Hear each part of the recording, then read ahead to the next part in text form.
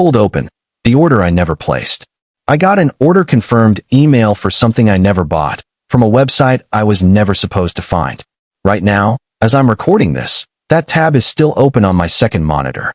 The background is black. The text is this sickly, off-white color, like someone tried to make Craigslist for demons. At the top of the page, in bold, it says, Order number 0000, full lifetime access, redacted. Underneath that is my full legal name. My real name. The one I've never said out loud on this channel. Beneath that, my exact address, down to the apartment number and the little directional letter on the building. Status, paid. I never created an account on this site. I never typed that information in. I've triple-checked my autofill, my password manager, my browser history. Nothing. It's like I walked into a store I've never heard of and found my own receipt already printed on the counter. And that's not the worst part. As I'm talking to you, new text keeps appearing at the bottom of the listing, line by line, like a live chat that only goes one way. Buyer is currently recording confession. Timestamp, 1 minute and 32 seconds. The timer updates when I look back. 1 minute and 47 seconds. 1 minute and 58 seconds. I minimize my recording software just to be sure, and the wording changes. Buyer has checked monitoring device.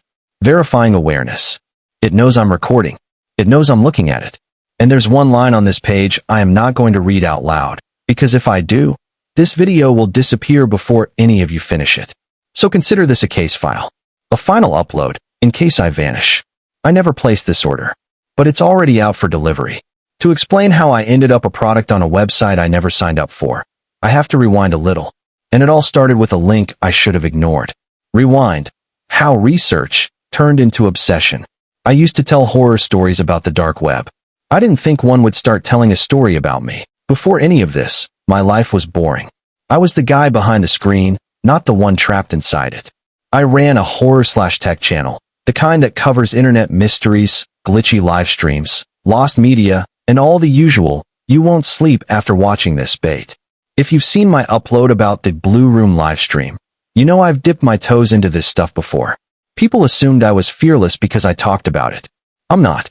I'm an anxious nerd who learned cybersecurity, so I wouldn't get my identity stolen while researching creepypastas. I knew how to use Tor, how to sandbox a browser, how to check an onion link without immediately feeding my soul to ransomware. And, yeah, every time I posted a video with dark web in the title, my DMs filled up with the same thing. Bro, how do I get on the dark web? Asking for a friend. Like it was a tourist attraction. Like you could buy a day pass and a souvenir hoodie. Most of the time, the scariest thing I saw was bad UI design and people selling knockoff credit cards. 99% of the legends are either exaggerated or flat out fake. Red rooms, torture streams, hitman menus, clickbait stacked on top of urban legends stacked on top of Photoshop. That's what I believed anyway. The more I made content, the more pressure I felt to up the ante. Every video had to be darker, weirder, more real than the last if I wanted people to stick around. Analytics are their own kind of haunting.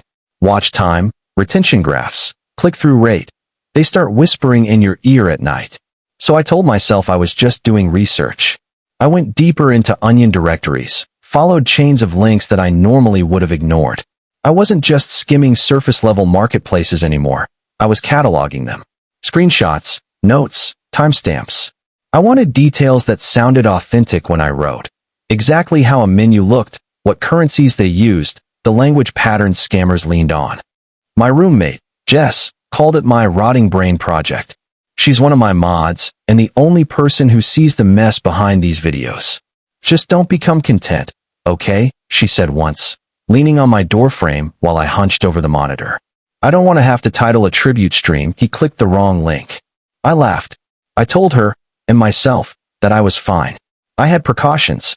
I wasn't one of those kids who type, how to hire a hitman real no scam, into Google and click the first result.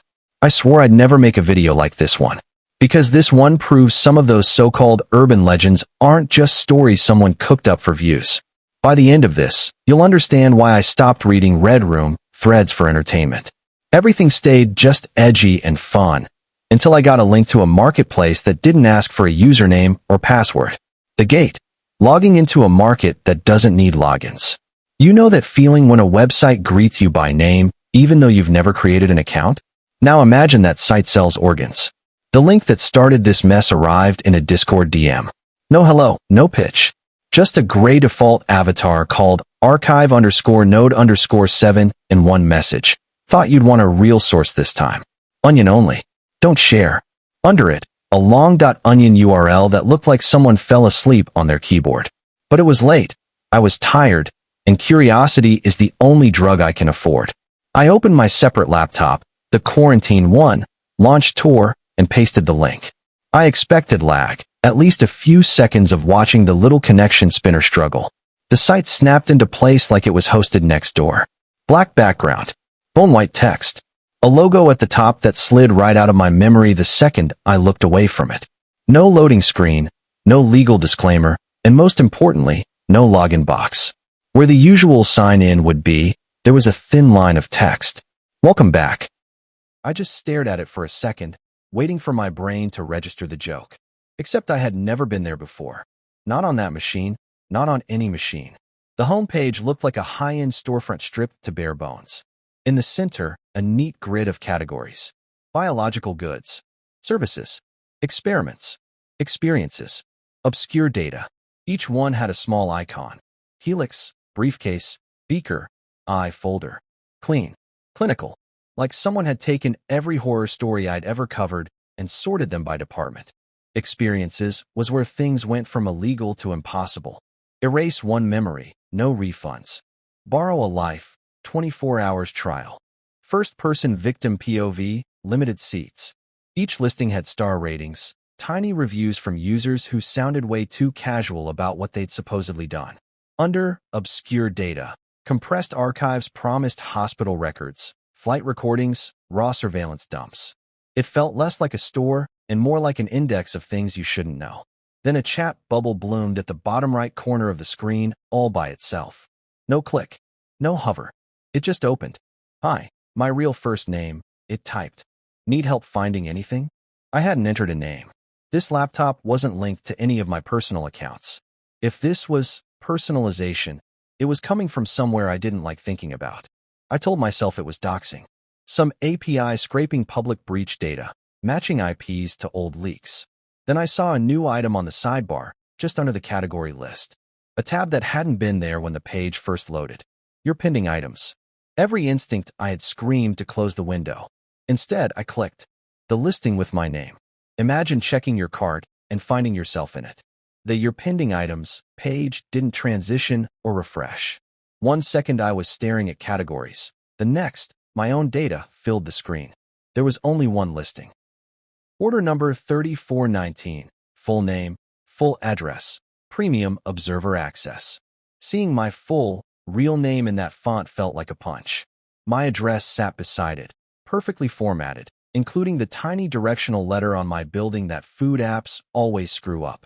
A little house icon glowed next to it, as if something had already locked on. I scrolled down. Under buyer info, it listed age, number, occupation, independent content producer, primary activity window, 1 to 4 a.m. local, IP range, asterisk asterisk asterisk dot asterisk asterisk asterisk asterisk asterisk asterisk dot asterisk asterisk asterisk, browser, Tor, sandboxed, device count, 7. Then came the next section. Life events indexed, 91. Highlights. Attic scene, age 8, 2:14 a.m.